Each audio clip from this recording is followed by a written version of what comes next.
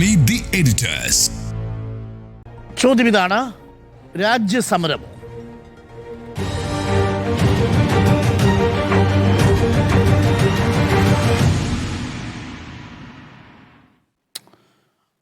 പിയാസ്മിനിൽ അന്ന് India against corruption UPA സർക്കാരിൻ്റെ അവസാനം വലിയ കൊടുങ്കാറ്റായിട്ടാണ് വന്നത്.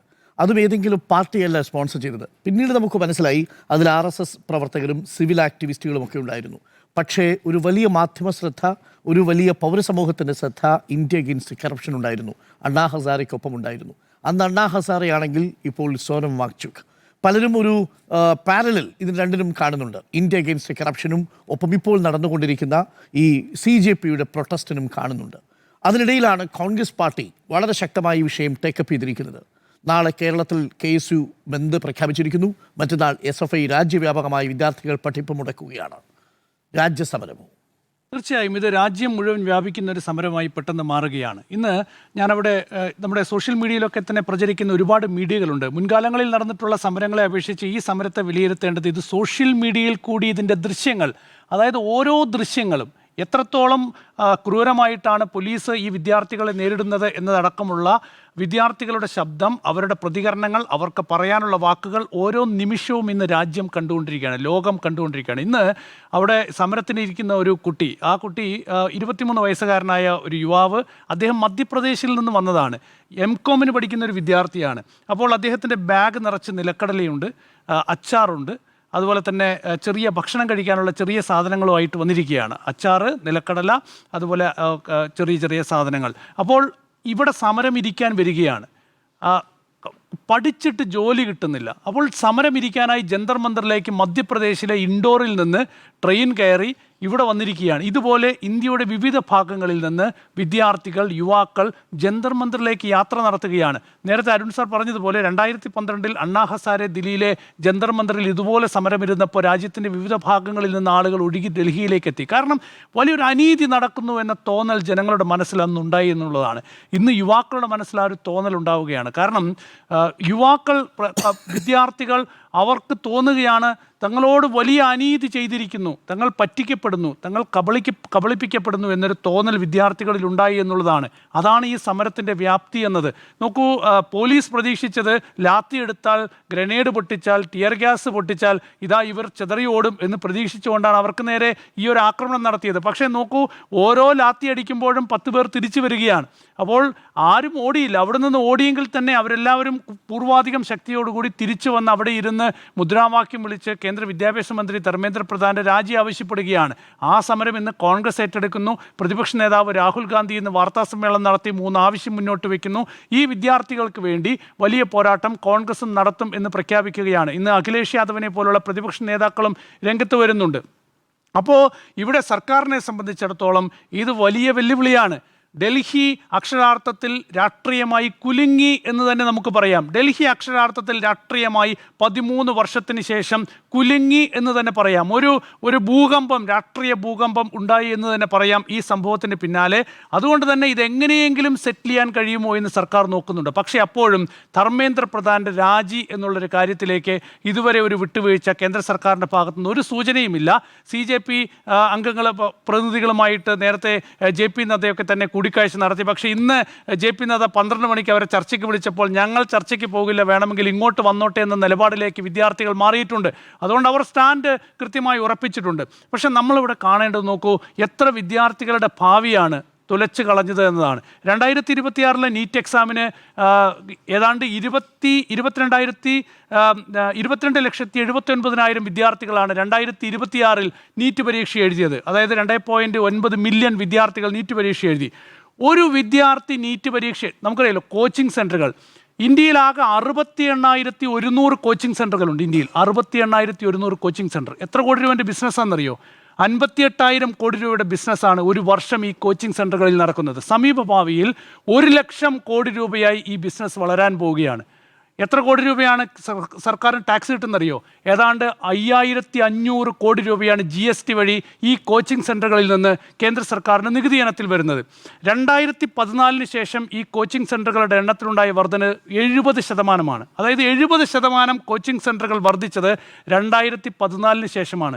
അതുകൊണ്ട് ഈ കോച്ചിങ് സെൻ്ററുകളെ വളർത്തുക, അവർക്ക് നല്ല ഭക്ഷണം കൊടുക്കുക എന്നത് കേന്ദ്ര സർക്കാരിൻ്റെ പ്രധാനപ്പെട്ട ലക്ഷ്യം തന്നെയാണ്. കാരണം നികുതിയാണ്. 5500 കോടി രൂപയാണ് ഈ കോച്ചിങ് സെൻ്ററുകളുടെ GST വരുമാനമായി കേന്ദ്ര സർക്കാരിൻ്റെ അക്കൗണ്ടിലേക്ക് വരുന്നത്. അപ്പോൾ ഈ കോച്ചിങ് സെൻ്ററുകൾ വളർന്നപ്പോൾ എന്താ സംഭവിച്ചത്? ലക്ഷക്കണക്കിന് രൂപ കൊടുക്കണം ഒരു കുട്ടിക്ക് ഒരു നീറ്റ് എക്സാം എഴുതണമെങ്കിൽ. ഇങ്ങനെ നീറ്റ് എക്സാം എഴുതുന്നത് 11ാം ക്ലാസ് മുതൽ കോച്ചിങ്ങിന് പോകും.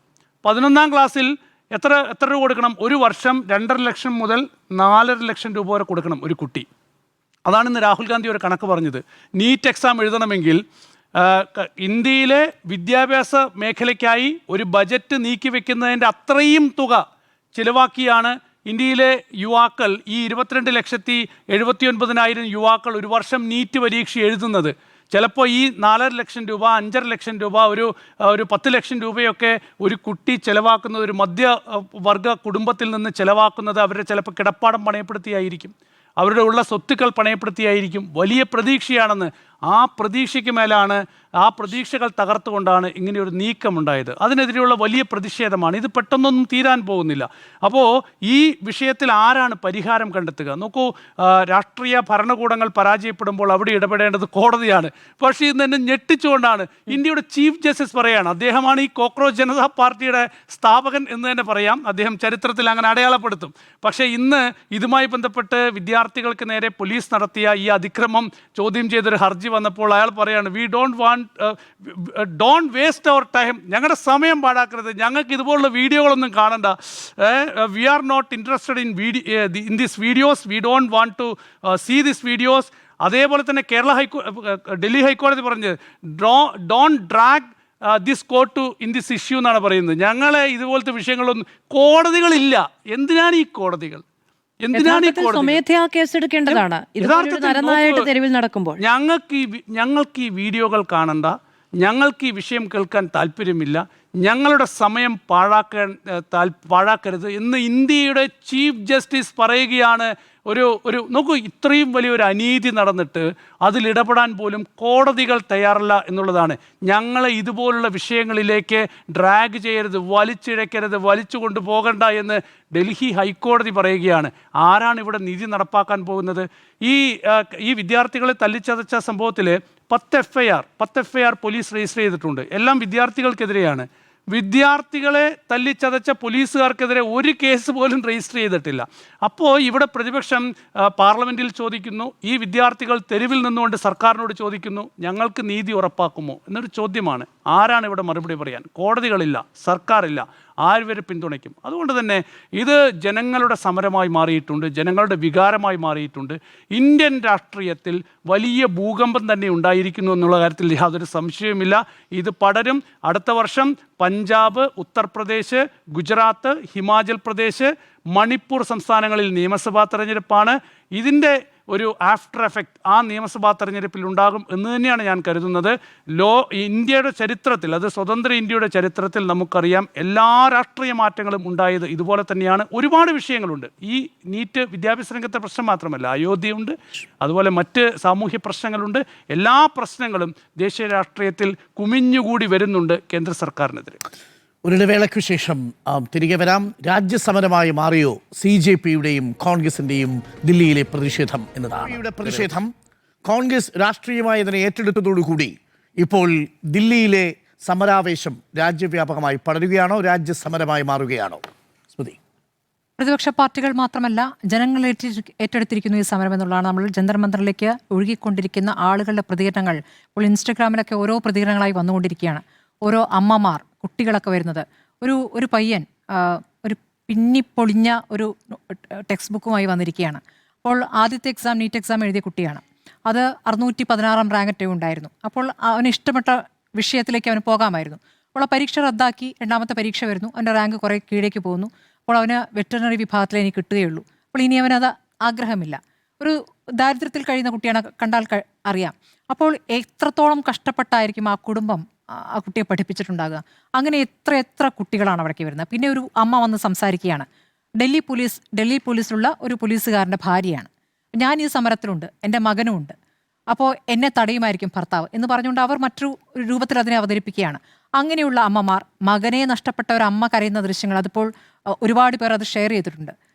ഇതിനൊക്കെ ആരും മറുപടി പറയും? ഒരു മറുപടി സർക്കാരിൻ്റെ ഭാഗത്ത് നിന്ന് വേണ്ടേ? ഒരു ഉത്തരവാദിത്തം വേണ്ടേ? 13 പേര് മരിച്ച കുട്ടികളുടെ എണ്ണം പറയുന്നു.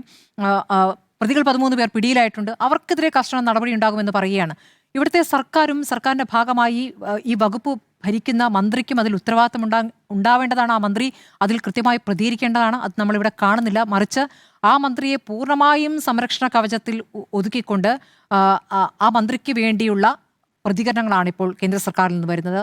ഈ CJP സമരത്തെ ഈ രാജ്യവിരുദ്ധ സമരമായി ചൂണ്ടിക്കാണിക്കുന്നു. നേരത്തെ പറഞ്ഞ പോലെ അണ്ണാ ഹസാരെ സമരത്തിന്റെ മറ്റൊരു പതിപ്പായി സോനം വാങ്ചുക്കിന്റെ സമരം വരികയാണ്. സോനം വാങ്ചുക്കിനെ സംബന്ധിച്ച് അദ്ദേഹത്തിന് നിരാഹാരം ഒരു പുതുമയുള്ള കാര്യമല്ല. അദ്ദേഹം ഈ ലഡാക്കിന്റെ ഭരണഘടനാ വിഷയവുമായി ബന്ധപ്പെട്ട് നേരത്തെ അദ്ദേഹം ഇതുപോലെ 21 ദിവസം നിരാഹാരം ഇരുന്നിട്ടുണ്ട്. അന്ന് അദ്ദേഹം 170 ദിവസം ജയിലിലായിട്ടുണ്ട്. അപ്പോൾ അദ്ദേഹത്തിൻ്റെ നിരാഹാരം അദ്ദേഹത്തിൻ്റെ ഒരു പ്രതിഷേധ രീതിയാണ്.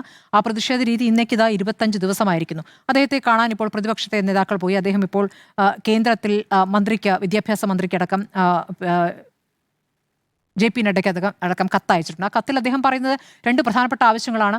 ഈ പറഞ്ഞ മരിച്ച കുട്ടികളുടെ കുടുംബങ്ങൾക്ക് കൃത്യമായ നഷ്ടപരിഹാരം നൽകുക, അതോടൊപ്പം ഈ പ്രധാന്റെ രാജിയുമായി ബന്ധപ്പെട്ട് പ്രതിപക്ഷം ഉയർത്തുന്ന വിഷയം പാർലമെന്റിൽ കൃത്യമായി ചർച്ചയ്ക്ക് വയ്ക്കുക.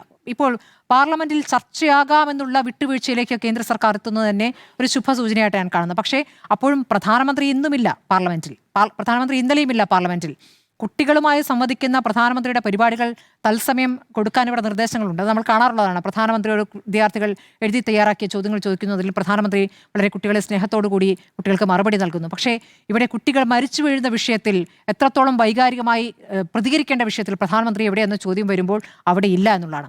അവിടെ മർദ്ദനമേറ്റ പെൺകുട്ടികളെ ലാത്തികൊണ്ട് സ്വകാര്യ ഭാഗത്തിലടക്കം ലാത്തികൊണ്ട് കുത്തുന്ന ദൃശ്യങ്ങളടക്കം പുറത്തു വന്നിട്ടുണ്ട്. അപ്പോൾ ഇതിലൊക്കെ ഈ ബേട്ടി ബച്ചാവോ എന്നാണ് പറയുന്നത്, ബേട്ടി പഠാവോ. അപ്പോൾ പഠിക്കാനുള്ള സമരമാണ് ഈ വിദ്യാർത്ഥികൾ നടത്തിക്കൊണ്ടിരിക്കുന്നത്. ശരിയായ വിദ്യാഭ്യാസത്തിന് വേണ്ടിയിട്ടാണ് ഈ സമരം നടത്തിക്കൊണ്ടിരിക്കുന്നത്. അപ്പോൾ അവരോട് എന്ത് ആത്മാർത്ഥതയാണ്, പറയുന്ന വാചകങ്ങളിലുള്ള എന്ത് ആത്മാർത്ഥതയാണുള്ളതെന്നുള്ളതാണ്. പെൺകുട്ടികളെ അടിക്കുന്നു. ഒരു 16 വയസ്സുകാരൻ കരഞ്ഞുകൊണ്ട് പറയുക, ഞാനിവിടെ ഈ സമരത്തിന് പിന്തുണയുമായി വന്ന ഒരു ബാഗ് തൂക്കി ഒരു ചെറിയ പയ്യൻ അവനെ പുറത്ത് അടിച്ചിട്ട് വേദന സഹിക്കാതെ നിന്നിട്ട് അവൻ പറഞ്ഞ അവസാനം കരയുകയാണ്. അങ്ങനെ ഒരുപാട് പ്രതികരണങ്ങൾ വന്നുകൊണ്ടിരിക്കുകയാണ്. CJP അവിടെ സമരം നടത്തുമ്പോൾ തന്നെ അവിടെ നുഴഞ്ഞു കയറിയവരുടെ ദൃശ്യങ്ങളും ചിത്രീകരിച്ചിട്ടുണ്ട്. പോലീസിനൊപ്പം ഗുണ്ടകൾ ലാത്തി ഉപയോഗിച്ച് ഈ മർദ്ദനത്തിൽ പോലീസിനിടയിൽ കൂടി കയറി നിന്നിട്ട് വിദ്യാർത്ഥികളെ മർദ്ദിക്കുന്ന ഈ ഗുണ്ടകൾ, പോലീസുകാരെ അവർ മർദ്ദിക്കുന്നുണ്ട്. അപ്പോൾ അത് CJPയുടെ ഭാഗമാണെന്ന് വരുത്തി തീർക്കാനുള്ള ശ്രമമാണ്. അതും അവർ ചിത്രീകരിച്ചിട്ടുണ്ട്. ഇനി ചില മാധ്യമങ്ങൾ ഒരു പെൺകുട്ടിയുടെ പ്രതികരണമായി ഞാൻ ഇൻസ്റ്റാഗ്രാമിൽ കണ്ടാണ്. ആ പെൺകുട്ടി പറയുകയാണ്, അമ്മയെ വിളിച്ചിട്ട് ഫോണിൽ ചോദിച്ചു, ജന്തർമന്ദറിൽ നടക്കുന്നൊക്കെ അമ്മ അറിയുന്നില്ലേ? അവിടെ അറിയുന്നുണ്ട്. അവിടെ എത്ര പോലീസുകാർക്ക് പരിക്കേറ്റു, പോലീസുകാർക്ക് എന്താണ് സംഭവിച്ചതെന്ന്. അതായത് നമ്മൾ ഈ ദേശീയ മാധ്യമങ്ങൾ എന്ന് പറയുന്ന ഇംഗ്ലീഷ് മാധ്യമങ്ങളും ഈ ഹിന്ദി ചാനലുകളും കൊടുക്കുന്നത് പോലീസുകാരെ ആക്രമിക്കുന്ന ഒരു സംഘം ഗുണ്ടകളെന്നാണ്. ഈ CJP പ്രവർത്തകരെയും ഈ പറയുന്ന വിദ്യാർത്ഥി കൂട്ടത്തെയും അങ്ങനെയാണ് വിശേഷിപ്പിച്ചിരിക്കുന്നത്. അപ്പോൾ ഇങ്ങനെയുള്ള വാർത്ത പ്രചരിപ്പിക്കുന്ന രീതിയിൽ അധമ മാധ്യമ പ്രവർത്തനം നടത്തുന്നവരും ഈ ഘട്ടത്തിൽ അവിടെ ഉണ്ട് എന്നുള്ളതാണ് നമ്മുടെ ഏറ്റവും ദുർവിധിയായി പറയുന്നത്. ഇനി കോടതിയുടെ ഭാഗത്തുനിന്ന് കോടതി അതിലൊരു ഈഗോ വർക്ക് ചെയ്തിരിക്കുന്നു. കാരണം ഈ കോക്രോച്ച് എന്ന പ്രയോഗം നടത്തിയത് ചീഫ് ജസ്റ്റിസ് ആണല്ലോ. അപ്പോൾ അതിന് പിന്നാലെയാണല്ലോ ശരി ഞങ്ങൾ കോക്രോച്ചുകൾ തന്നെയാണ്, ഞങ്ങളിതാ പടരാൻ പോകുന്നു എന്ന് പറഞ്ഞുകൊണ്ട് CJP എന്ന പാർട്ടി രൂപീകരിച്ചത്. ആ പാർട്ടി ഒരു വിഷയം ഏറ്റെടുക്കുകയാണ്, ആ വിഷയത്തിൽ സമരം നടത്തുകയാണ്. അപ്പോൾ ആ സമരവുമായി ബന്ധപ്പെട്ടുണ്ടായിരുന്ന പോലീസിന്റെ അതിക്രമം അതൊന്നും വിഷയമല്ല, ആ വിഷയം ഞങ്ങൾക്ക് നോക്കാൻ തൽക്കാലം സമയമില്ല എന്ന് കോടതി പറയുമ്പോൾ ഏറ്റവും അവസാനം ഒരു പരിഹാരം കാണുന്ന ഒരു ഭാഗമായിട്ടാണ് നമ്മൾ കോടതിയെ കാണുന്നത്. ഏറ്റവും ഒടുവിൽ നീതി ലഭിക്കുന്ന ഭാഗമായിട്ടാണ്. അവിടെ നിന്നും നീതി കിട്ടില്ല എന്നുള്ള കൃത്യമായ മറുപടി അവിടെ ലഭിക്കുമ്പോൾ ഇതിനി ഈ സമരത്തിൽ കൂടെ അല്ലാതെ മറ്റു മാർഗമില്ല. ആ സമരം കേന്ദ്രത്തിന് വിട്ടുവീഴ്ച ചെയ്യുന്ന രൂപത്തിലേക്ക് ആ സമരം വളരുക എന്നല്ലാതെ ഒരു നിവൃത്തിയുമില്ല എന്നുള്ളതാണ്. നമുക്ക് അറിയാവുന്ന പോലെ മോഹൻലാലിൻ്റെ മകൾ വിസ്മയ, എല്ലാവരും വ്യക്തികൾ എന്ന നിലയ്ക്ക് തന്നെ കൃത്യമായ നിലപാടെടുക്കുന്നുണ്ട്. വിസ്മയ, അതോടൊപ്പം തന്നെ ശത്രുഘ്ന സിൻഹയുടെ മകൾ സോനാക്ഷി സിൻഹ, ഇവരൊക്കെ തന്നെ അവരുടേതായ നിലപാട് കൃത്യമായി പ്രതികരിക്കുന്നു. ടോവിനോയുടെ വീട്ടിലേക്ക് യുവമോർച്ചയുടെ പ്രതിഷേധം നടക്കുകയാണ്. കുഞ്ചാക്കോ ബോബൻ പ്രതിഷേധിക്കുന്നു. അങ്ങനെ സിനിമാ മേഖലയിലെ ഇപ്പോൾ നസ്രുദ്ദീൻ ഷാ അവിടെ പ്രതികരിക്കുന്നു. ഷബാന ആസ്മി സമരം കാണാൻ അവിടെ എത്തുന്നു, അവർക്ക് പിന്തുണ അറിയിക്കുന്നു. അങ്ങനെ പല മേഖലകളിൽ നിന്നായി ഇപ്പോൾ പിന്തുണ ഇങ്ങനെ കൂടിക്കൊണ്ടേയിരിക്കുകയാണ്.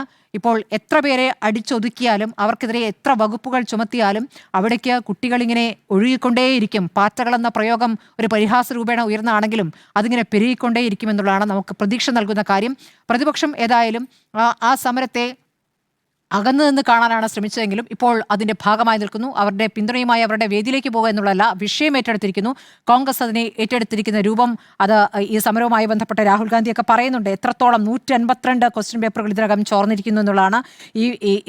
ഈ വിദ്യാഭ്യാസ മേഖല, ഈ പരീക്ഷകൾക്ക് മാത്രം സർക്കാരിന്റെ വിദ്യാഭ്യാസ ബജറ്റ് 1.4 ലക്ഷം കോടിയാണ്. കുടുംബങ്ങൾ ചെലവഴിക്കുന്നത് 1.32 ലക്ഷം കോടിയാണ്. അപ്പോൾ എത്ര കോടികളാണ് ഇതിലേക്ക് ഒഴുക്കുന്നത്? അപ്പോൾ ഒരു പരീക്ഷയ്ക്ക് ഒരു കുടുംബം ചെലവാക്കുന്ന പണം നമ്മുടെ വിദ്യാഭ്യാസ ബജറ്റോളം വരിക എന്നുള്ളതാണ്. അങ്ങനെ കഴിവുള്ളവരൊന്നുമല്ല, കഷ്ടപ്പെട്ടും മിച്ചം വെച്ചുമൊക്കെ കുട്ടികളെ പഠിപ്പിക്കുന്ന മാതാപിതാക്കളാണ്. അവരെ നഷ്ടമെന്നുള്ളത് നികത്താനാകാത്ത നഷ്ടമാണ്. അതിൽ സർക്കാരിന് ഉത്തരവാദിത്തമുണ്ട്. അത് മറുപടി പറഞ്ഞേ തീരൂ. അത് അന്താരാഷ്ട്ര ഗൂഢാലോചന എന്ന രൂപത്തിൽ അവതരിപ്പിച്ചാൽ, രാജ്യദ്രോഹികളെന്ന് മുദ്ര ചാർത്തിയാലൊന്നും ഈ സമരം അവസാനിക്കാൻ പോകുന്നില്ല. അതങ്ങനെ പടരുകയും തന്നെ ചെയ്യും. കർഷക സമരം പോലെ വിട്ടുവീഴ്ചയിലേക്ക് ഈ വിഷയത്തിലും വരേണ്ടി വരുമെന്നാണ് എനിക്ക് തോന്നുന്നത്. ഓക്കെ, ഒരു ഇടവേള കൂടി വേണം. ജന്തർ മന്ദിറിൽ തുടങ്ങിയതാണ്, രാജ്യമൊട്ടാകെ വ്യാപിച്ചോ ഈ പ്രതിഷേധ സമരം എന്നതാണ് ചോദ്യം. മധു, ഒറ്റ മനസ്സോടുകൂടി രാജ്യം അണിനിരക്കുന്നു എന്നാണ് ഞാൻ മനസ്സിലാക്കുന്നത്. അങ്ങനെ ഒരൊറ്റ മനസ്സല്ലാത്തവർക്ക് ഈ രാജ്യം എന്ത് എന്നതിനെക്കുറിച്ച് വിപുലമായ ആശയാടിത്തറ ഇല്ലാത്തവരാണ് എന്നതുകൂടി പറയേണ്ടി വരുന്നു എന്നതും എൻ്റെ തോന്നലാണ്. അതായത് ഈ വിഷയം ഇത് രാജ്യത്തിൻ്റെ ഭാവിയെക്കുറിച്ചുള്ള ചോദ്യമാണ്. ഇന്നിപ്പോൾ രാഹുൽ ഗാന്ധി വാർത്താ സമ്മേളനം നടത്തുമ്പോൾ ആദ്യം അദ്ദേഹം വിഷ്വൽസ് ആണ് കാണിക്കുന്നത്. രാജ്യത്തെ യുവജനങ്ങളെ എങ്ങനെയാണ് ദില്ലി പോലീസ് നേരിട്ടത് എന്ന ദൃശ്യങ്ങൾ. എന്നെ ഈ സമരത്തിൽ ഏറ്റവും കൂടുതൽ ഹോണ്ട് ചെയ്ത ഒരു ദൃശ്യം എന്ന് പറയുന്നത്, ശരിയാണ്, ആണിവെച്ചടിച്ച പട്ടിക കൊണ്ട് ശരീരം മുറിഞ്ഞു നിൽക്കുന്ന മനുഷ്യരെ വരെ നമുക്ക് കാണാൻ കഴിയുന്നുണ്ട്. പക്ഷേ ഒരു പെൺകുട്ടി, സന്ദീപ് ലാംബ എന്നൊരു പോലീസുകാരൻ്റെ പേര് ഞാൻ എൻ്റെ ജീവിതകാലത്തിന് മറക്കില്ല. ഒരു പെൺകുട്ടി അവിടെ നിൽക്കുമ്പോൾ നേരെ പോയി ആ കുട്ടിയുടെ കവിളടക്കം പൊട്ടിക്കുകയാണ്. എങ്ങനെയാണ് ഒരു മനുഷ്യന്, ഒരു പോലീസുകാരന് നിയമം കൃത്യമായി നടപ്പിലാക്കാൻ ബാധ്യതപ്പെട്ട ഒരാൾക്ക്, ഈ രാജ്യത്തെ ഒരു പൗരന്, അതും ദൂരെ നിൽക്കുന്ന ഒരു പെൺകുട്ടിയാണ്, ഒരു പെൺകുട്ടിയുടെ മുഖത്ത് അങ്ങനെ കൈനീട്ടി അടിക്കാൻ കഴിയുന്ന, അയാൾ ഇട്ടിരിക്കുന്ന കാക്കിയോട്, അതിൽ ചുമതലപ്പെട്ട ഉത്തരവാദിത്തത്തോട്, ഈ രാജ്യത്തെ നിയമ സംവിധാനത്തോട്, ഇതെങ്ങനെയാണ് സ്ത്രീകളെ കാണുന്നത് എന്നുള്ള ചിന്തയോട് എന്തെങ്കിലും തരത്തിലുള്ള കമ്മിറ്റ്മെന്റ് ഉള്ള ഒരു മനുഷ്യനായിട്ട് അയാൾ തുടരുന്നില്ല എന്നുള്ളതാണ്. പക്ഷെ ഒരു സന്ദീപ് ലാംബമാരും ചോദ്യം ചെയ്യപ്പെടില്ല എന്നാണ് നേരത്തെ സുനിൽ സാർ പറഞ്ഞതുപോലെ. ഈ ചോദ്യങ്ങൾ മുഴുവനും വിദ്യാർത്ഥികൾക്ക്, നാളെ ഇന്ന് സ്വപ്നം കാണുന്ന വിദ്യാർത്ഥികൾക്ക് നേരെ FIR രജിസ്റ്റർ ചെയ്യാനും അവരെ അറസ്റ്റ് ചെയ്യാനും മാത്രമേ ഈ സംവിധാനത്തിന് കഴിയുകയുള്ളൂ എന്നത് ഏറെ നിരാശ തരുന്ന ഒരു കാര്യമാണ്. ഈ സമരം നേരിടുന്നതിൽ കേന്ദ്ര സർക്കാരിന് പിഴച്ചിരിക്കുന്നു. രാഷ്ട്രീയ ചുവടുവെപ്പുകളിൽ BJPക്ക് എല്ലാ കാലത്തും അവർക്ക് അതിലൊരു കൈയടക്കമുണ്ട് എന്ന് വേണമെങ്കിലും നമുക്ക് പറയാം. അജണ്ട നടപ്പിലാക്കുമ്പോൾ പോലും ഒരു കൈയടക്കം വെച്ചു പുലർത്താറുണ്ട് എന്നത് വേണമെങ്കിലും നമുക്ക് കാണാൻ കഴിയും. പക്ഷേ ഇതിൽ അവർക്ക് പിഴച്ചിരിക്കുന്നു എന്നതാണ്. എപ്പോഴാണോ ദില്ലി പോലീസിനെ കൊണ്ട് CJP പ്രവർത്തകരുടെ മാർച്ചിന് നേരെ ഉരുക്കുമുഷ്ടി പ്രയോഗിക്കാൻ തീരുമാനിച്ചിരിക്കുന്നത്, അവിടെ ദില്ലി പോലീസിനും കേന്ദ്ര സർക്കാരിനും പിഴച്ചിരിക്കുന്നു എന്നതാണ്. കേന്ദ്രത്തിന് പരമാവധി ചെയ്യാൻ കഴിഞ്ഞിരിക്കുന്നവർക്കാണ്. നമ്മൾ പറയുമല്ലോ, ഈ ആദ്യം മുങ്ങുവോളമേ കുളിരുള്ളൂ എന്ന്. പ്രക്ഷോഭകർക്ക്, രാജ്യത്തിന്, പ്രതിപക്ഷത്തിന് മനസ്സിലായിരിക്കുന്നു പരമാവധി എന്താണ് ദില്ലി പോലീസിന് ചെയ്യാൻ കഴിയുക എന്നുള്ളത്. അവർക്ക് ചെയ്യാൻ കഴിയുന്നത് അടിക്കുക, വേദനിപ്പിക്കുക എന്നതു മാത്രമാണ്. അതിനപ്പുറത്തേക്ക് നിന്ന് കൊള്ളുന്ന എത്രയോ കാഴ്ച നമുക്ക് കാണാൻ കഴിയുന്നുണ്ട്. ഈ വലിയ മുളം തടി വെച്ച് പോലീസുകാരെ തല്ലുമ്പോൾ നമ്മളൊക്കെ കുഞ്ഞുങ്ങളെന്ന് വിളിക്കുന്ന പ്രായത്തിലുള്ള വിദ്യാർത്ഥികൾ നിന്ന് അടികൊള്ളുകയാണ്. ഒരു പെൺകുട്ടി, പുറകിലൊരു ബാഗും ഇട്ട് നിൽക്കുന്ന ഒരു പെൺകുട്ടി ഇങ്ങനെ പൊതിഞ്ഞു പിടിച്ചിരിക്കുകയാണ് ഒരു കൂട്ടം മനുഷ്യരെ. എന്നിട്ട് പിന്തിരിഞ്ഞ് നിൽക്കുകയാണ്. പറയുന്ന പോലീസിന്റെ അതിക്രമം മുഴുവനും വേണമെങ്കിൽ എൻ്റെ ശരീരത്തിൽ ഞാൻ ഏറ്റുവാങ്ങാമെന്ന തുറന്ന പ്രഖ്യാപനമാണ്. ചിത്രം എത്രയോ ഈ പറയുന്ന ചിത്രങ്ങൾ പ്രചരിപ്പിക്കപ്പെട്ടിരിക്കുന്നു ഇതിനകം. ആ പെൺകുട്ടി, തിരിഞ്ഞു നിൽക്കുന്ന പെൺകുട്ടി, അതിൻ്റെ മുഖത്തിൻ്റെ പകുതി കാണാം. അങ്ങനെ ഓരോരോ ഹീറോകളെ നമുക്ക് കാണാൻ കഴിയുകയാണ് ഈ സമരം. ഒരു ആൺകുട്ടി 10-20 വയസ്സുണ്ടാകും, ഈ പറയുന്ന ജലപീരങ്കിക്ക് മുന്നിൽ നിർനിമേഷനായി നിൽക്കുകയാണ്, നെഞ്ചു വിരിച്ച് നിൽക്കുകയാണ്. അങ്ങനെയുള്ളൊരു കുട്ടിയുടെ ചിത്രം നമ്മൾ ഇന്ന് കാണുകയാണ്.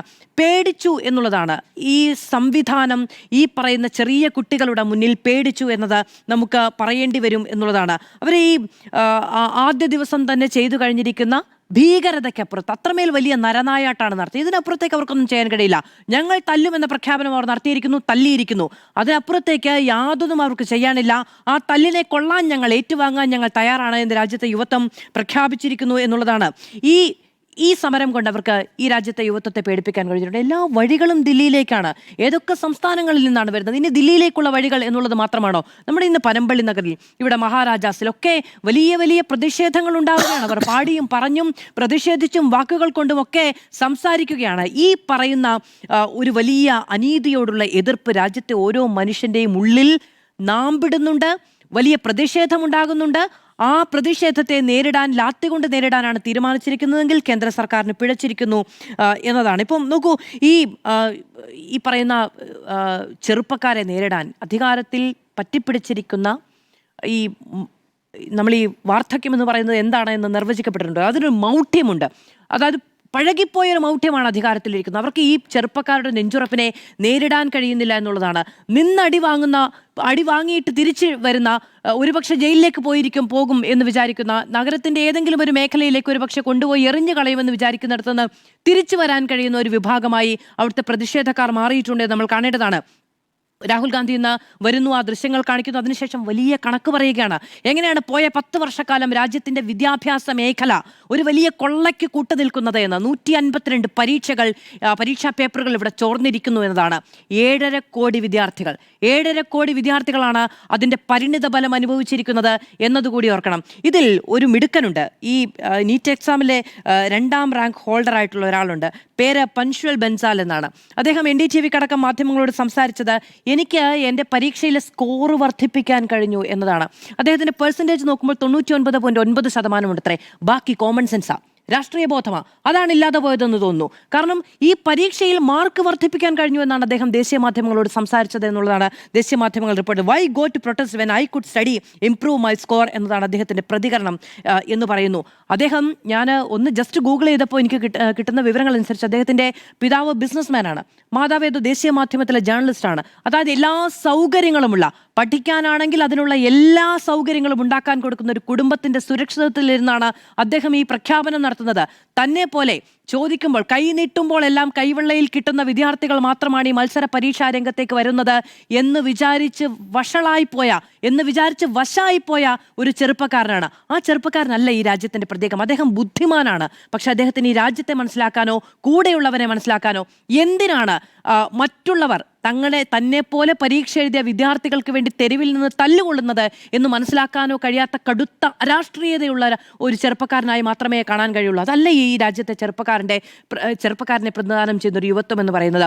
മറ്റുള്ളവർക്ക് വേണ്ടി, മരിച്ചുപോയ കുഞ്ഞുങ്ങൾക്ക് വേണ്ടി, അവരുടെ ബാക്കിയായ അച്ഛനമ്മമാർക്ക് വേണ്ടി, നാളെ പരീക്ഷ എഴുതാൻ പോകുന്ന കുഞ്ഞുങ്ങൾക്ക് വേണ്ടി, നീറ്റ് പരീക്ഷ എന്ന് പറയുന്ന സ്വപ്നം കണ്ട് അതിലേക്ക് എത്താൻ കഴിയാതെ പോയ നൂറുകണക്കിന് കുഞ്ഞുങ്ങൾക്ക് വേണ്ടിയിട്ട് ഈ തെരുവിൽ തല്ലുകൊള്ളുന്ന കുറേ മനുഷ്യരുണ്ടല്ലോ, അവരാണ് ഈ രാജ്യത്തിന്റെ പ്രതിനിധാനം ചെയ്യുന്നത്.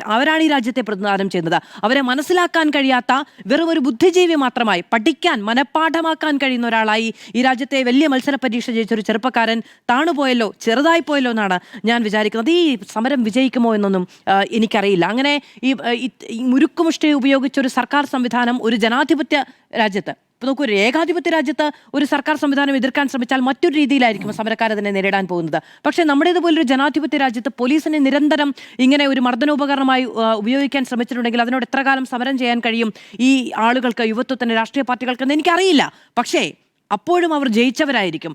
ഒന്നുമല്ലെങ്കിൽ നാളെ ഈ പറയുന്ന കരിമ്പട്ടികയിൽപ്പെടുത്തിയ ഏജൻസികളെ കൊണ്ട് മറ്റു പരീക്ഷകൾ നടത്താൻ കഴിയുന്ന NTA പോലൊരു കുത്തഴിഞ്ഞ സംവിധാനം ചോദ്യം ചെയ്യപ്പെടുമെന്നൊരു ചിന്തയെങ്കിലും ബാക്കി വെക്കാൻ ഈ സമരത്തിന് കഴിഞ്ഞിരിക്കുന്നതാണ്. ഇന്ന് അവിടേക്ക് ഞാൻ വളരെ കൗതുകത്തോടു കൂടി കാണുകയായിരുന്നു. കോക്രോച്ച് ജനതാ പാർട്ടി പോസ്റ്റ് ഇടുകയാണ്, ഭക്ഷണം മതിയെന്ന്. എവിടെ നിന്നാണ്?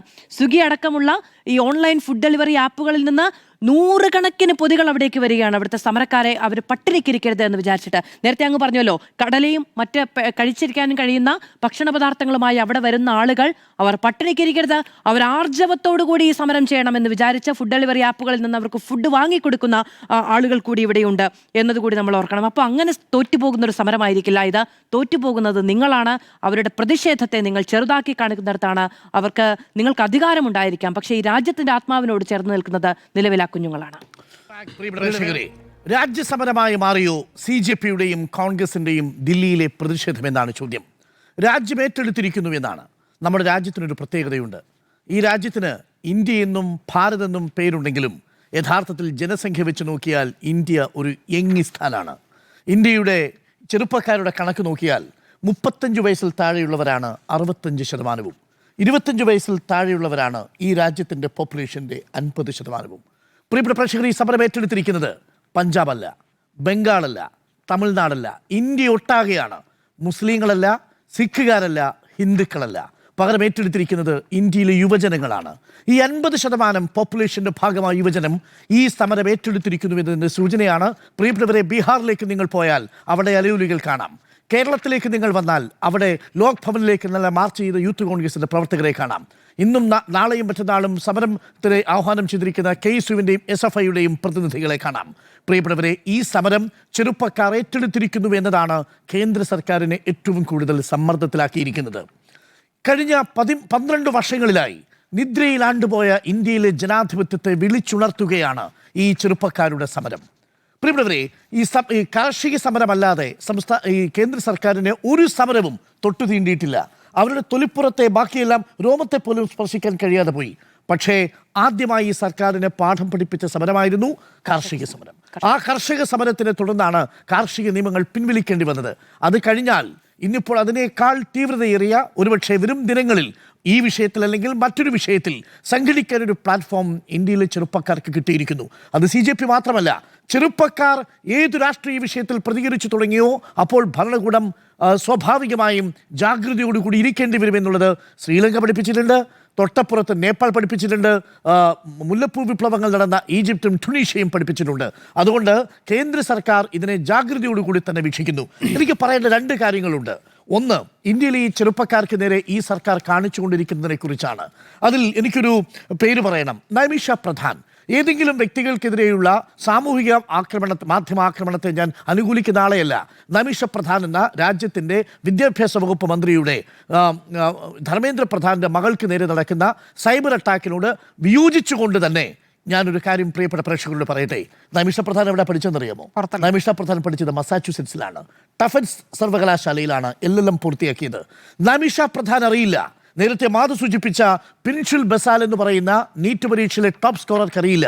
ഈ പരീക്ഷയ്ക്ക് വേണ്ടി നീറ്റ് പരീക്ഷയ്ക്ക് വേണ്ടി തയ്യാറെടുക്കുന്ന ഓരോ വർഷവും തയ്യാറെടുത്തുകൊണ്ടിരിക്കുന്ന 22 ലക്ഷത്തോളം വരുന്ന വിദ്യാർത്ഥികളുടെയും അവരുടെ രക്ഷിതാക്കളുടെയും യാതന. ഏറ്റവും ഒടുവിൽ ഒരു ഉന്നത വിദ്യാഭ്യാസ മേഖലയിലെ എൻട്രൻസ് പരീക്ഷകളിലെ മാനസിക സമ്മർദ്ദത്തെക്കുറിച്ചുള്ള പഠനം നടത്തിയ ഒരു ഏജൻസി പുറത്തുവിട്ടൊരു ഡാറ്റയുണ്ട്. 74% ഇത്തരത്തിലുള്ള വിദ്യാർത്ഥികൾ, എൻട്രൻസ് പരീക്ഷയ്ക്ക് പോകുന്ന വിദ്യാർത്ഥികൾ നേരിടുന്ന മാനസികമായ സമ്മർദ്ദത്തെക്കുറിച്ച്.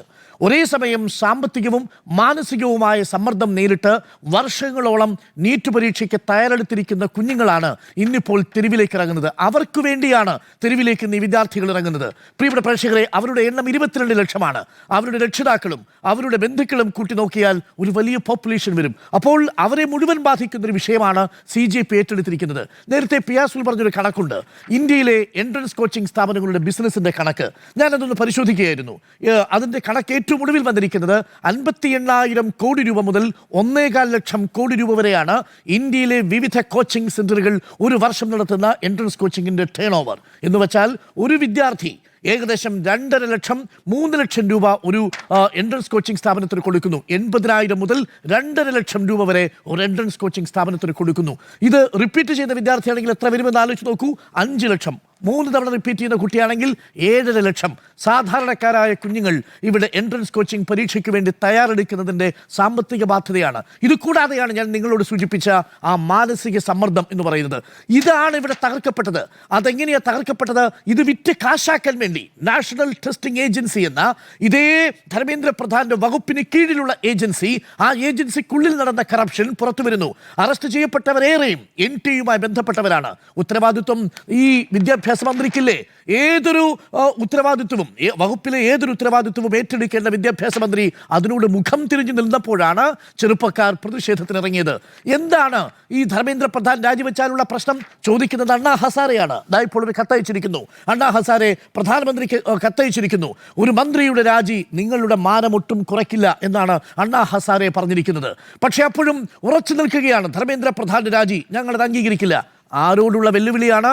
ഈ രാജ്യത്ത് 22 ലക്ഷത്തോളം വരുന്ന എൻട്രൻസ് പരീക്ഷ എഴുതുന്ന, ഈ രാജ്യത്തെ ലക്ഷക്കണക്കിന് വരുന്ന CBSE പരീക്ഷ എഴുതുന്ന, ആ പരീക്ഷയ്ക്ക് കുഞ്ഞുങ്ങളെ തയ്യാറെടുക്കുന്ന രക്ഷിതാക്കളോടുള്ള വെല്ലുവിളിയാണ് ധർമ്മേന്ദ്ര പ്രധാന്റെ രാജി ഞങ്ങൾ അനുസരിക്കില്ല എന്ന BJPയുടെ നിലപാട്, എന്ന പ്രധാനമന്ത്രിയുടെ നിലപാട്. ഈ വിഷയം ചർച്ച ചെയ്യാൻ പ്രധാനമന്ത്രി ഇല്ല പാർലമെന്റിൽ. പ്രിയപ്പെട്ട പ്രേക്ഷകർ നോക്കൂ, ഇന്ത്യൻ ജനാധിപത്യത്തിന് 2 പ്രധാനപ്പെട്ട തൂണുകൾ, ഒന്ന് ലെജിസ്ലേച്ചർ, മറ്റൊന്ന് ജുഡീഷ്യറി. ഇന്ത്യയിലെ ഏറ്റവും സർഗാത്മകമായ, ക്രിയേറ്റീവായ ഈ ചെറുപ്പക്കാരുടെ പ്രശ്നങ്ങളെക്കുറിച്ച് ചർച്ച ചെയ്യാൻ ഇത് രണ്ടിൻ്റെയും പ്രധാനപ്പെട്ട 2 വ്യക്തികളില്ല. ജുഡീഷ്യറിയിൽ അവിടെ ഇന്ത്യയുടെ ചീഫ് ജസ്റ്റിസിന് ഇവരുടെ വീഡിയോ കാണുകയേ വേണ്ട. I am not interested in such videos എന്നാണ് പറയുന്നത്. അതുകൊണ്ട് ഡോണ്ട് വേസ്റ്റ് യുവർ ടൈം പറയുന്നത് ഇന്ത്യയുടെ നീതിന്യായ കോടതിയുടെ അധിപനാണ്, സുപ്രീം കോടതിയുടെ ചീഫ് ജസ്റ്റിസാണ്. തെരുവിൽ കിടന്ന് സാധാരണക്കാരായിട്ടുള്ള വിദ്യാർത്ഥികൾ, അവർ പോലീസിൻ്റെ ഈ മുള്ളുവെച്ച് ലാത്തി വെച്ച് അടിയേറ്റു വാങ്ങുന്നത് ഇന്ത്യയുടെ ജുഡീഷ്യറിക്ക് അത് കേവലം കാണാൻ പാടില്ലാത്ത വീഡിയോ ആയി മാറുന്നത് എങ്ങനെയാണെന്ന് എത്ര ആലോചിച്ചിട്ടും എനിക്ക് മനസ്സിലാവുന്നില്ല. ഇത് പാർലമെന്റിൽ ഉന്നയിക്കുമ്പോൾ പ്രതിപക്ഷ നേതാവിൻ്റെ പ്രസംഗത്തിന് മറുപടി പറയാൻ പ്രധാനമന്ത്രി ഇല്ലാത്തതിൻ്റെ രാഷ്ട്രീയ ധാർമ്മികത എത്ര ആലോചിച്ചിട്ടും എനിക്ക് മനസ്സിലാവുന്നില്ല. പ്രിയപ്പെട്ട പ്രേക്ഷകർ, ഇത് 1 or 2 വീഴ്ചയല്ല, 152 പരീക്ഷകളാണ് ഈ രാജ്യത്ത് വിവിധ ക്വസ്റ്റ്യൻ പേപ്പർ ലീക്കിലൂടെ ഉദ്യോഗാർത്ഥികളുടെ, വിദ്യാർത്ഥികളുടെ അവരുടെ അവകാശത്തെ ബാധിച്ചിരിക്കുന്നത്. 1 or 2 പരീക്ഷയല്ല എന്നത് ആവർത്തിച്ചു പറയാനുള്ള കാരണം ഇത് പരീക്ഷയുടെ കാര്യത്തിൽ മാത്രമല്ല. പ്രിയപ്പെട്ടവരെ, നിങ്ങൾ നോക്കൂ, ഈ ഇന്ത്യ മഹാരാജ്യത്ത് കഴിഞ്ഞ 13 വർഷങ്ങളിലായി വെട്ടിക്കുറയ്ക്കപ്പെട്ട സീറ്റുകൾ നോക്കിയാൽ മതി, ഇവിടെ നിഷേധിക്കപ്പെട്ട തൊഴിലവസരങ്ങൾ നോക്കിയാൽ മതി, അൺഎംപ്ലോയ്മെന്റിന്റെ റേറ്റ് നോക്കിയാൽ മതി. ആ റേറ്റുകളിലെല്ലാം മുൻപന്തിയിൽ നിൽക്കുന്നത് ഈ BJP സർക്കാരാണ് കഴിഞ്ഞ 12 വർഷം. അതിൽ നോക്കൂ, ഏറ്റവും ഞെട്ടിക്കുന്ന കണക്ക് 11 ലക്ഷം തൊഴിലവസരങ്ങൾ നഷ്ടപ്പെടുത്തി. 23 ലക്ഷം തൊഴിലവസരങ്ങൾ സർക്കാരിൽ ഉണ്ടായിരുന്നിട്ടും അത് ഫില്ല് ചെയ്യാതെ അതവിടെ ബാക്കി വയ്ക്കുന്ന സർക്കാരായിട്ട് മാറുന്നു. എന്നിട്ടാണ് ഈ തൊഴിലവസരങ്ങൾ നഷ്ടപ്പെടുത്തുന്ന ഈ സർക്കാരാണ് ഈ ബാക്കി അവസരമായി നിൽക്കുന്ന നീറ്റ് പരീക്ഷയുടെ ചോദ്യപേപ്പർ മാർക്കറ്റിൽ വിൽപ്പനയ്ക്ക് വെച്ചിരിക്കുന്ന സാഹചര്യത്തിൽ പോലും ഉത്തരവാദിയായ വിദ്യാഭ്യാസ മന്ത്രിയെ ആ പദവിയിൽ നിലനിർത്തുന്നത്. CBSE പരീക്ഷയുടെ ഓൺ സ്ക്രീൻ മാർക്കിങ്ങിനായി തെരഞ്ഞെടുക്കപ്പെട്ട ഏജൻസി തെലങ്കാനയിൽ വെച്ച് 20 വിദ്യാർത്ഥികളുടെ മരണത്തിനിടയാക്കിയ വീഴ്ച വരുത്തിയ ഏജൻസിയാണെന്ന് അറിഞ്ഞിട്ടും ആ ഏജൻസിയെ കൊണ്ട് CBSEയുടെ ഓൺ സ്ക്രീൻ മാർക്കിങ്ങിന് അനുവാദം കൊടുക്കുന്നത് ഇതേ വിദ്യാഭ്യാസ മന്ത്രി. എന്നിട്ടും അതേ വിദ്യാഭ്യാസ മന്ത്രിയെ അധികാരത്തിൽ തുടരാൻ പ്രേരിപ്പിക്കുന്നു എന്നുള്ളത് ഞെട്ടിക്കുന്നതാണ്. ഇതാണ് എനിക്ക് ആദ്യമായി പറയാനുള്ളത്. രണ്ടാമതായി, ഇതെങ്ങോട്ട് പോകുമെന്നുള്ളതാണ് നിശ്ചയമില്ല. ഒരുപക്ഷെ നാളെ ഈ സമരം ഒത്തുതീർപ്പായേക്കാം. പക്ഷേ ഈ സമരം മുന്നോട്ട് വയ്ക്കുന്ന ആശാവഹമായ ഒരു കാര്യമുണ്ട്. കേരളത്തിലെ യുവജനങ്ങൾ CJP ആണെങ്കിൽ CJP, അതല്ലെങ്കിൽ കോൺഗ്രസ് ആണെങ്കിൽ കോൺഗ്രസ്, CPM ആണെങ്കിൽ CPM, രാഷ്ട്രീയത്തോട് പ്രതികരിക്കാൻ തുടങ്ങിയിരിക്കുന്നു. അവരുടെ നെറിവിനെ തൊട്ടിരിക്കുന്നു എന്നുള്ളതാണ്. കഴിഞ്ഞ 12 വർഷം ഈ BJP ഒരിക്കലും അനുഭവിച്ചിട്ടില്ലാത്ത സമ്മർദ്ദം ഇന്ന് ഡൽഹിയിൽ അവർ അനുഭവിക്കുന്നുണ്ട്, പാറ്റ്നയിൽ അനുഭവിക്കുന്നുണ്ട്, മധ്യപ്രദേശിലും കേരളത്തിലും അവർ അനുഭവിക്കുന്നുണ്ട്. അതുകൊണ്ടാണ് ഇന്ന് കേരളത്തിലെ BJP പ്രവർത്തകർ ഒരു പ്രതിഷേധം നടത്തി. വലിയ കോമഡിയുള്ളൊരു പ്രതിഷേധമായിരുന്നു. പ്രതിഷേധത്തിനെതിരെയുള്ള പ്രതിഷേധം, പ്രധാനമന്ത്രിയുടെ വസതിയിലേക്ക് പ്രതിഷേധം നടത്തിയതിനെതിരെ പ്രതിഷേധം നടത്തിയിരിക്കുക. പ്രിയപ്പെട്ട പ്രേക്ഷകരെ, നിങ്ങൾക്ക് ഓർമ്മയുണ്ടോ 2G സ്പെക്ട്രം നടക്കുന്ന സമയം? അന്ന് 2G സ്പെക്ട്രത്തിൻ്റെ സമരം നടക്കുന്ന സമയം, അണ്ണാ ഹസാരയുടെ സമരം നടക്കുന്ന സമയം, കോമൺവെൽത്ത് ഗെയിംസ് അഴിമതിയുടെ സമരം നടക്കുന്ന സമയം, പ്രധാനമന്ത്രിയുടെ വസതിയിലേക്കാണ് പ്രധാനമന്ത്രിയെ തടയാൻ വേണ്ടി പോയ പാർട്ടിയാണ്. എന്നിട്ട് ഇവിടെ ഈ രാജ്യത്തിൻ്റെ പ്രതിപക്ഷ നേതാവും 2 മുഖ്യമന്ത്രിമാരും 120 MPമാരും പ്രധാനമന്ത്രിയുടെ വസതിയിലേക്ക് മാർച്ച് നടത്തിയതിന് സംസ്ഥാനത്ത് വലിയ പ്രതിഷേധം നടത്തിയിരിക്കുക BJP. എന്ത് സന്ദേശമാണ് ഇവർ കൊടുക്കുന്നതെന്ന് എനിക്ക് മനസ്സിലാകുന്നതേയില്ല. ഒന്ന് ഞാൻ പറയാം, ഈ ഇനി CJP ഒരു രാഷ്ട്രീയ രൂപം പ്രാപിക്കുമോ എന്നതും എനിക്ക് നിശ്ചയമില്ല.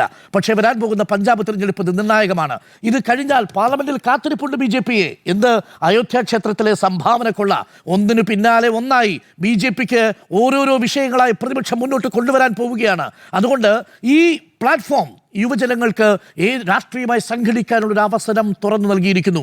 ഇനി യുവജനങ്ങൾ ഈ നീതികേടിനെതിരെ പ്രതികരിക്കും. അവർക്ക് പ്രതികരിക്കാൻ ഒരു പ്ലാറ്റ്ഫോം ഉണ്ടായിരിക്കുന്നു. CJP കോക്രോച്ച് വിളിച്ചിരിക്കുന്നത് രാജ്യത്തിൻ്റെ ജുഡീഷ്യറിയുടെ അധിപൻ, ആ വിളി കേട്ടിരിക്കുന്നത് രാജ്യത്തിലെ ചെറുപ്പക്കാർ. അവർ സംഘടിച്ചെത്തുന്നു. സോനം വാങ്ചുക് എന്ന് പറയുന്ന രാജ്യത്തിൻ്റെ ഒരു പുതിയ ലീഡറിനെ നമ്മൾ കണ്ടിരിക്കുന്നു. നമ്മൾ ഇതുവരെ സോനം വാങ്ചുക്കിനെ കുറിച്ച് അധികമൊന്നും സെർച്ച് ചെയ്തിട്ടില്ല. പ്രിയപ്പെട്ട പ്രേക്ഷകരെ, സോനം വാങ്ചുക് ശ്രീനഗറിലെ NITയിൽ നിന്ന് എഞ്ചിനീയറിംഗ് ബിരുദം പൂർത്തിയായി പുറത്തു വരുമ്പോൾ അദ്ദേഹത്തിനെ കാത്ത് വിവിധ രാജ്യങ്ങളിലെ തൊഴിലവസരങ്ങൾ ഉണ്ടായിരുന്നു. അതിനൊന്നും പോകാതെ അവിടെയുള്ള പരീക്ഷാ സിസ്റ്റത്തിലൂടെ പരാജയപ്പെട്ട വിദ്യാർത്ഥികളെ തിരഞ്ഞെടുത്ത് പഠിപ്പിച്ച് അവരെ മികച്ച നിലയിലേക്ക് എത്തിച്ച ഒരു NGO ആക്ടിവിസ്റ്റ് കൂടിയാണ്. ഇവിടെയാണ് ഇന്ത്യ അഗെയിൻസ്റ്റ് കറപ്ഷൻ്റെയും സോനം വാങ്ചുക്കിൻ്റെയും കമ്പാരിസൺ ഉണ്ടാവുന്നത്.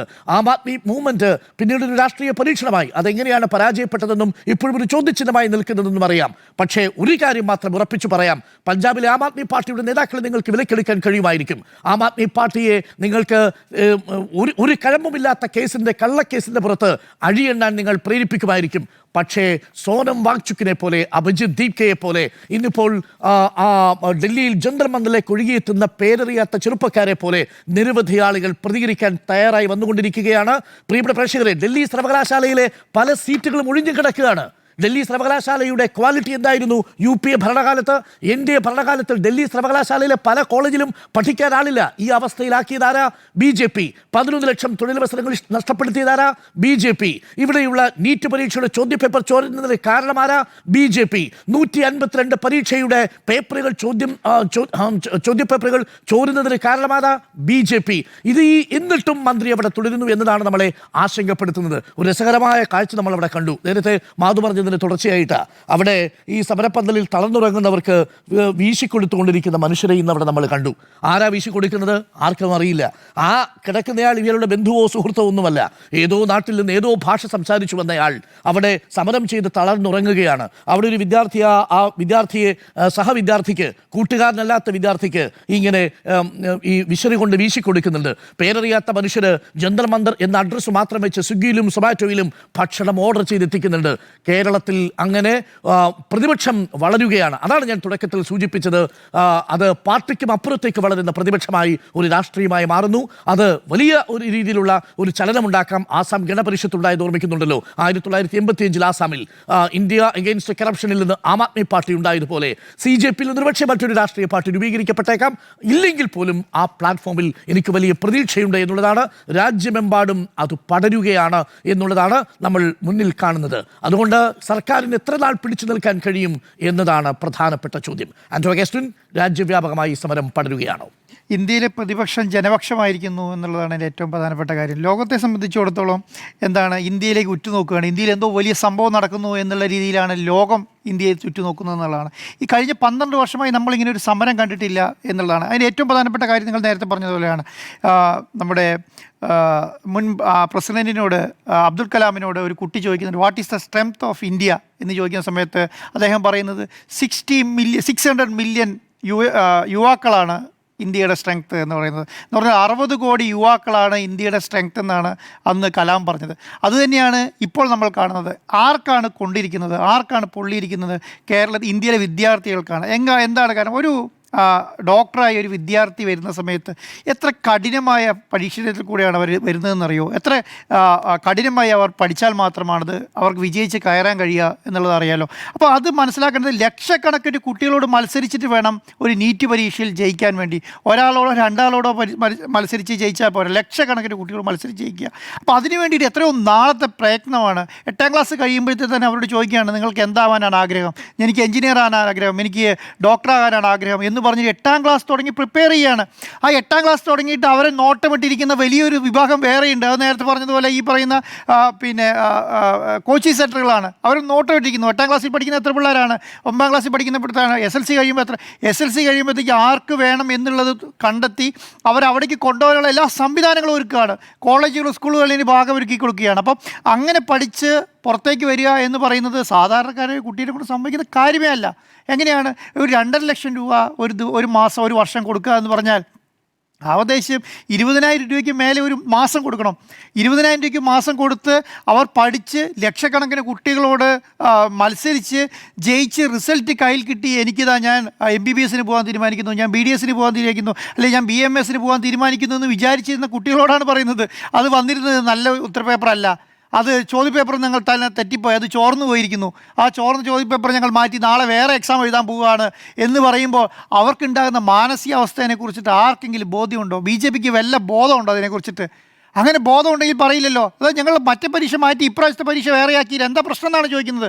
അത് കഴിഞ്ഞാൽ ആ പരീക്ഷ മാറ്റിയതോടുകൂടി അവസാനിച്ചില്ലെന്ന് ചോദിക്കുകയാണ്. അതാണ് നേരത്തെ നിങ്ങൾ പറഞ്ഞതുപോലെ ഞാൻ MBBS പോകാൻ വേണ്ടി തീരുമാനിച്ചിരിക്കുന്ന കുട്ടി രണ്ടാമത് പരീക്ഷ എഴുതി കഴിയുമ്പോൾ അതിനവർക്ക് യോഗ്യത കിട്ടാതായിരിക്കുമ്പോൾ അവർക്കുണ്ടാകുന്ന മാനസികാവസ്ഥയെക്കുറിച്ചിട്ട് എന്താണ്?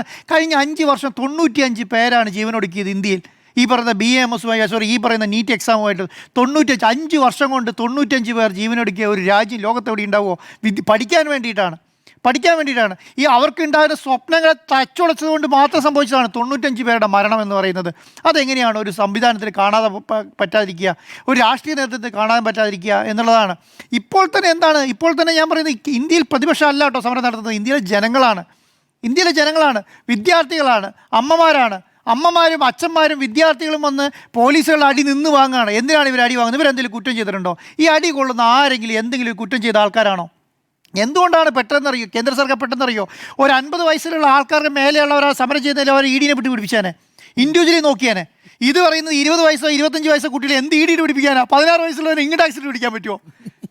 അടിക്കുക എന്നുള്ളതല്ല വേറെ ഓപ്ഷനില്ല കേന്ദ്ര സർക്കാരിൻ്റെ കയ്യിൽ, വേറെ ഒരു ഓപ്ഷനും ഇല്ല. അതുകൊണ്ട് എന്താണ് ലാത്തി എന്ന് പറയുന്ന സാധനത്തിന് പകരം പത്തൽ കൊണ്ടത് അടിക്കുകയാണ്.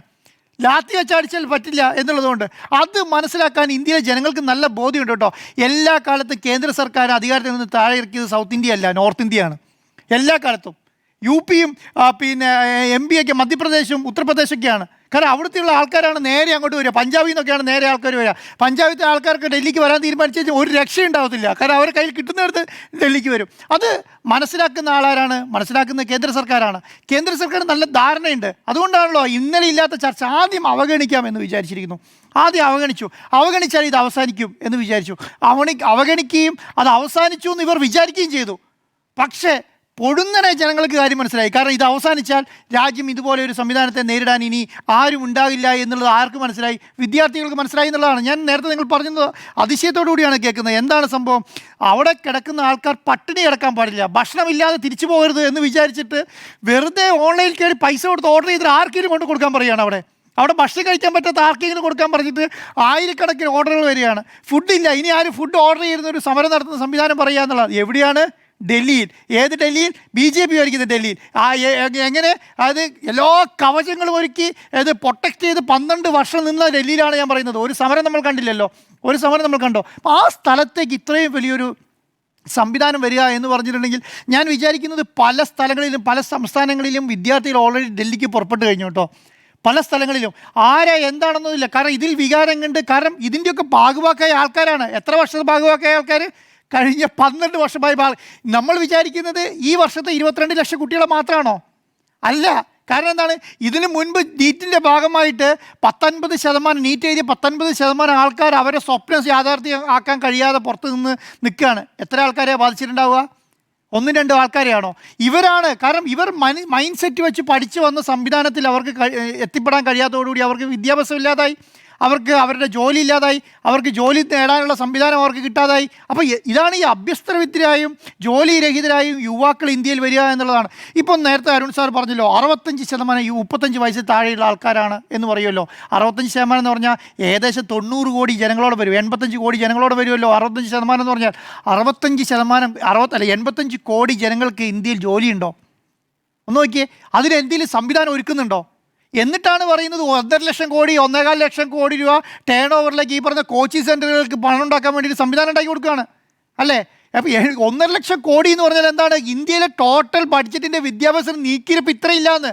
അത്രയും 1.33 ഉള്ളൂ. അപ്പോൾ അത്രയും പൈസ സ്വന്തം വീട്ടിൽ നിന്ന് ഇറക്കുകയാണ്. അപ്പം നമ്മൾക്ക് കേരളത്തിലൊക്കെ ആണെങ്കിൽ കുറച്ചും കൂടെ സാമ്പത്തികമായി കുറച്ചുകൂടെ മുന്നോക്കം നിൽക്കുന്ന ആൾക്കാരാണ്. UPയിൽ നമ്മൾ വയനാട് ദുരന്തം ഉണ്ടായ സമയത്ത് UPയിൽ ഒരു വീടിന് എത്ര പൈസയാണ് കൊടുത്തുകൊണ്ടിരുന്നത്? 75,000 അല്ലേ? ഒരു വീട് നഷ്ടപ്പെട്ടു പോയാൽ 75,000 ആണ്. അപ്പോൾ കേന്ദ്ര വിഹിതം എന്ന് പറഞ്ഞ് നമുക്ക് തരാമെന്ന് പറഞ്ഞാൽ എത്രയായിരുന്നു? 75,000 അല്ലേ?